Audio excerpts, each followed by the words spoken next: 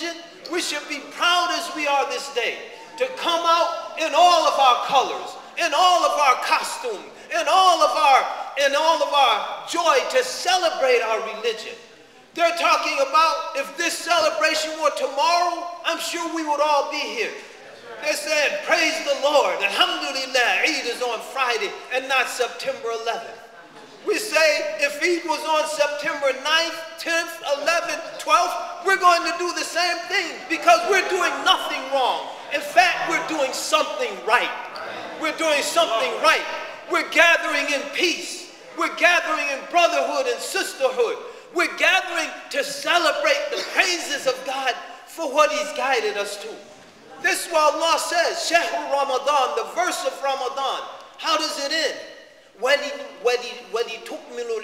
That you complete the period of designated days,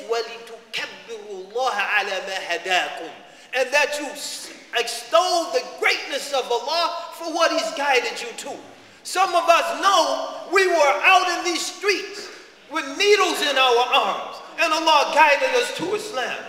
We were laying in some of these alleyways with a bottle, vomiting on ourselves, with a bottle spilt next to us of alcohol, and Allah guided us to human dignity through Islam. We were out here shooting at each other for no reason, willing to take a human life for no reason, and Allah guided us to Islam and guided us to uphold the value and the sanctity of human life. And we're supposed to be ashamed of that? We're supposed to not celebrate that? We're supposed to hide that and not talk about that? They're talking to the wrong people.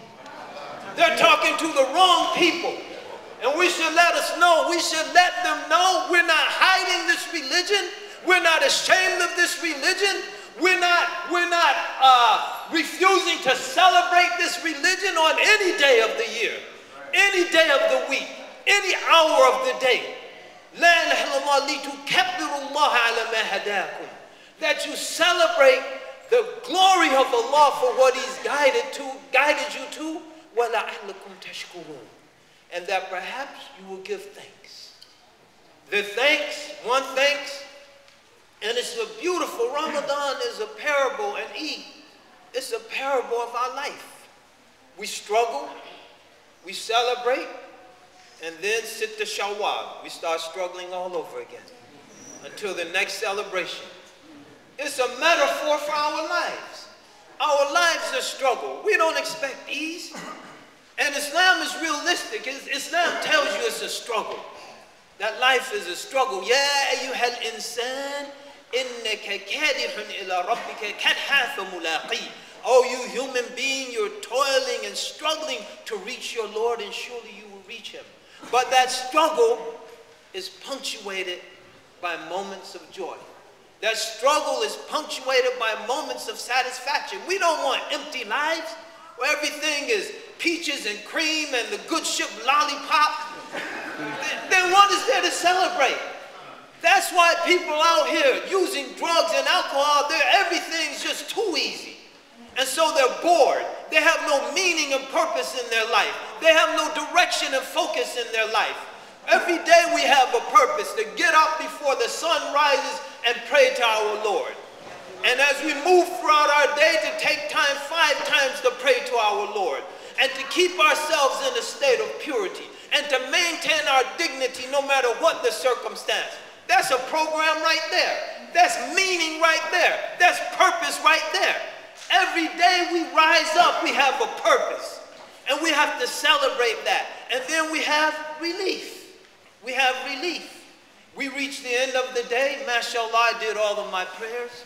MashaAllah, I read a little from Quran. MashaAllah, I got my children off to school and helped to teach them something beneficial to maintain their dignity. Now I can sit down for an hour or so. I could read my Quran. I could just relax, and I can feel good about myself. I can feel good about myself. I could go look in the mirror, and I can be satisfied with what I see. Because I know I'm not perfect, but in spite of my imperfections, I'm trying my best to please my Lord. Brothers and sisters, this country needs Islam.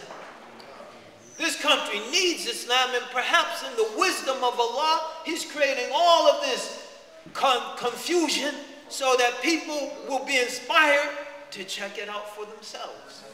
But we have a responsibility.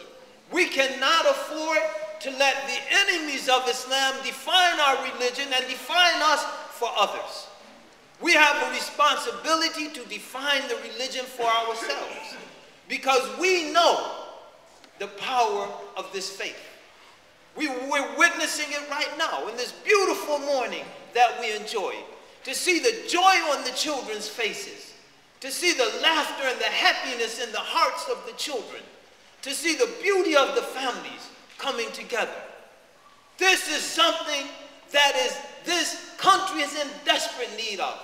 But if we don't tell them about it, it will be confined to the walls of this building. If we don't tell them about it, it will be confined to the walls of the masjid. We have to get out there. We have to get online. We have to begin to push back with the truth. And once that happens, it's a done deal. That's why one of the strategy of these enemies of Allah and one of these enemies of humanity, they don't want humanity to prosper, is to keep the Muslims silent, to intimidate us into silence. Because they know once we start opening our mouth, there are divine laws that begin to kick in. One of those laws, جاء الحق وزهق الباطل إن الباطل كان زهوقا. Truth comes and falsehood leaves. Falsehood by its nature is doomed to perish. By its very nature is doomed to perish. The room is dark, you turn on the light, there's no more darkness.